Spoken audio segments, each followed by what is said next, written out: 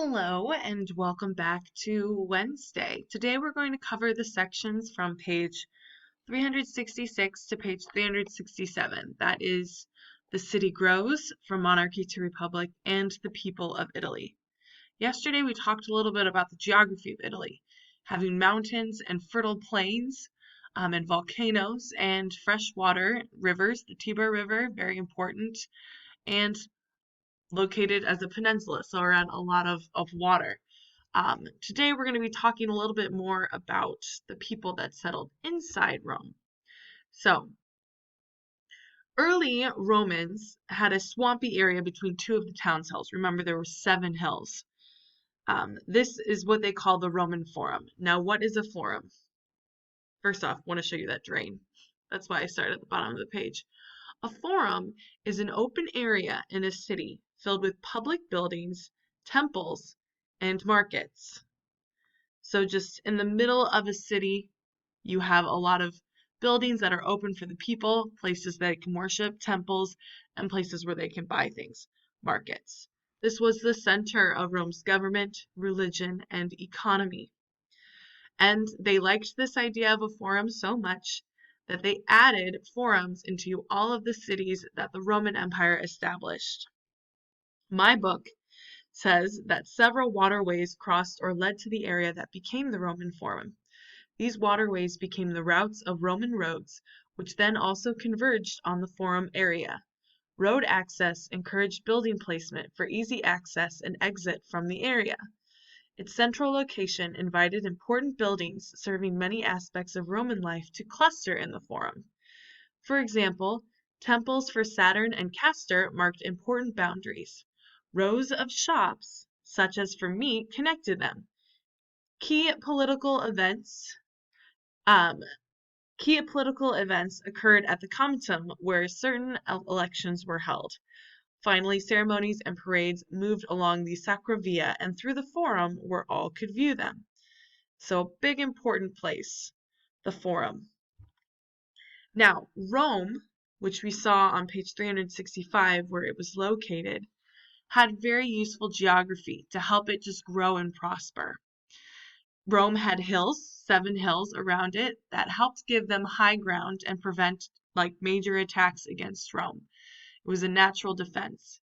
It had access to a port because it was located on a river that small boats could pass through. However, large navy boats with attacking ships could not go on this river because it wasn't deep enough and they couldn't attack Rome. So, rivers you cannot travel with your war boats in, and you have high hills. Also, they have a natural trade route on the Tiber Valley to the east and west route for trade. They also had north and south trade routes as well. So they were able to find ways to trade with people around them.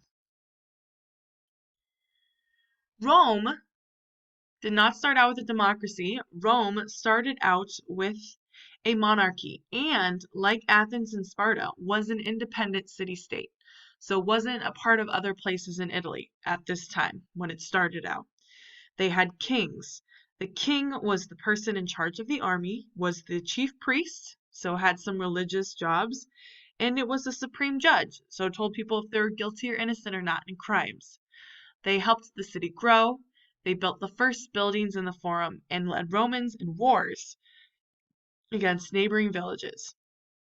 Now, the king ruled with the wealthy aristocrats that was made up the body called the Senate. So the Senate, made up of wealthy or people that had a lot of money, men that had a lot of money, were able to give advice to the king and follow. And the word Senate actually means old man, which these wealthy aristocrats would not have been young. They would have been older men. And so they helped give the kings different advice. Over time, however, people did not want kings anymore. Their 7th king, Tarquin the Proud, did not treat the people of Rome nicely, and so he was overthrown, and they formed a republic. A republic is a government in which citizens have the right to vote and elect officials. This is similar to a democracy. However, a democracy is more involvement of the average citizen A republic is where we elect people to help make decisions for us. So the United States is actually a democratic republic. So where we're voting for people to make decisions for us, and that is what a republic is.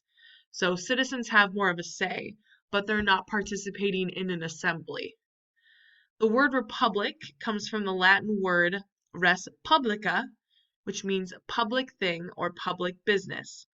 All adult male citizens could play a role in citizens' government as well, but not to the complete same extent as Greece.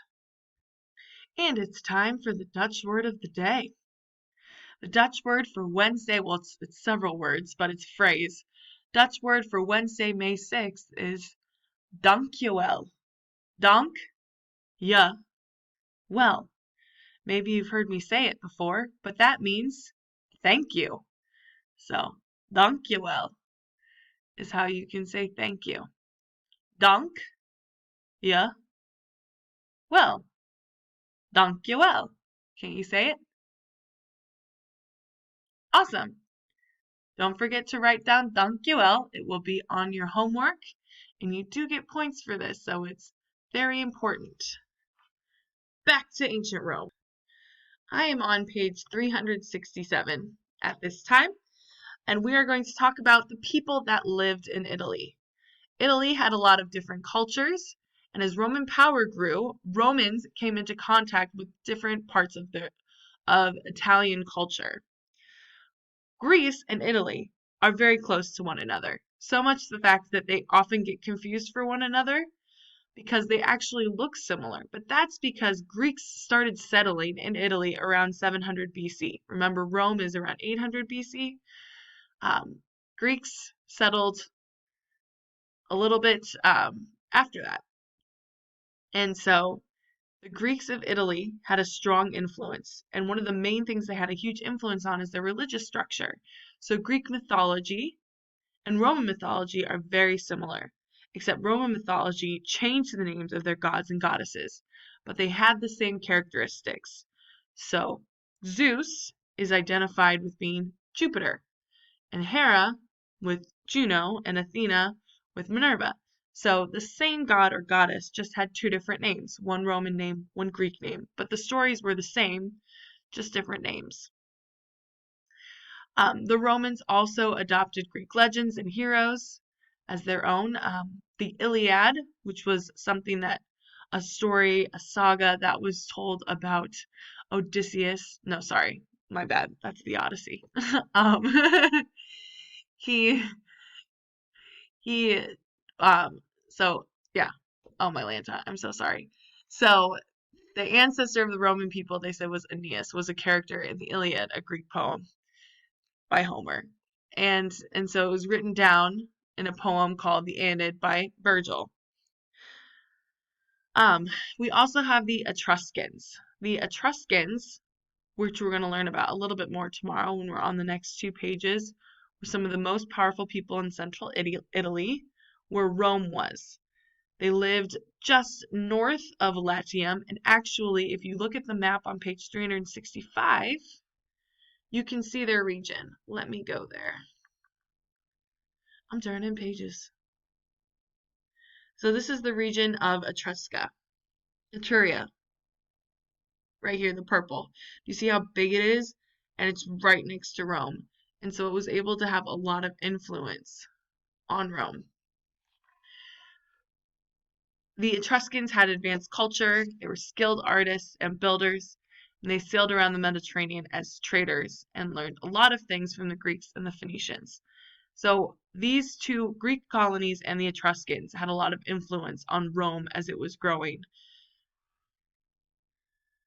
At the bottom of page 366, it says, Rome began in the 800s BC as a group of villages on top of hills overlooking the Tiber River. We can see what one of those villages might have looked like. However, 500 years later, look at the difference. Rome was the largest city in the world. No, sorry, that's not 500. I saw the AD. That is 1,100. So, over 1,000 years later, Rome is the largest city in the world. This shows where this hill would have been, right there. Yeah, and it looks like we have the Colosseum right there as well, so very big.